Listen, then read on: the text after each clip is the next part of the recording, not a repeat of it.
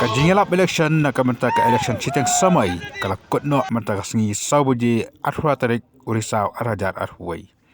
Ben kalau ni bukan di election kadai nak mentaka mau rengkeneng ke mau flang bat kemjur arajar bela.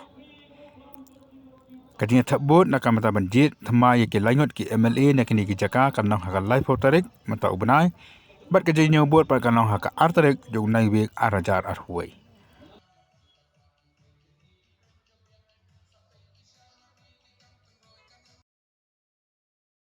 Akan dikasengi bakut ke kan dikajeng lak election lai begini parti kala pelong ye ke jalan ki bahek dan ye kita ke rally kasang kongres kala pelong hapo mau ngap kasang UDP kala pelong hapo marbisu bat kasang NPP kala pelong hapo tersat nak kamata ka mau flang constituency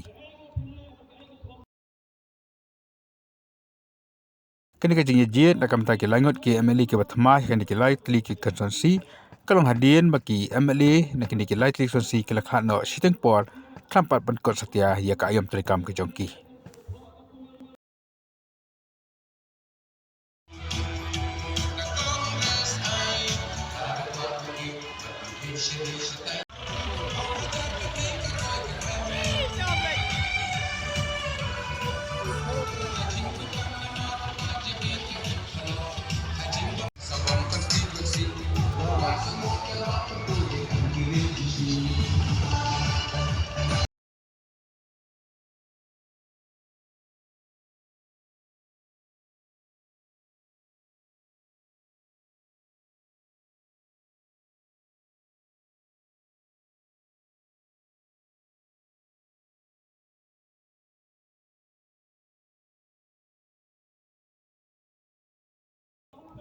Hak dinilap jaga seng kongres kebelah pelong hapok bongap. Dan lajan baru kini ngilam jaga seng kentup ru ia ubak Vincent H. Pala, ubak Kemfa Marbanyang, belong MLA, ubak Ronnie Vilindo, MDC, ubak Charles Marngar, belong MDC, bat kui dia kini ngilam.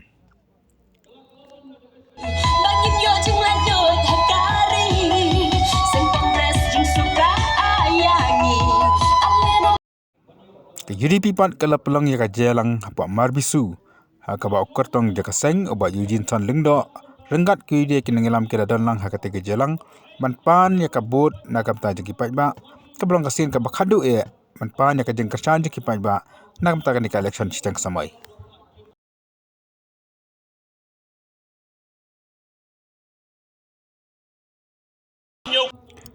Kadba kaseng National People's Party pat kabala peniang ya ubak lamprang bela ubulong MDC bela South Sin nanti jongkan di konsensi kalau pelong ya kajelang pat ba apa tersat aba ke pat ba babon kila poin lang syakate jelang ba sngap ya kajeng pensyai ka ba khadu e nakam ta di election sambai nak kinong ilam jong kaseng.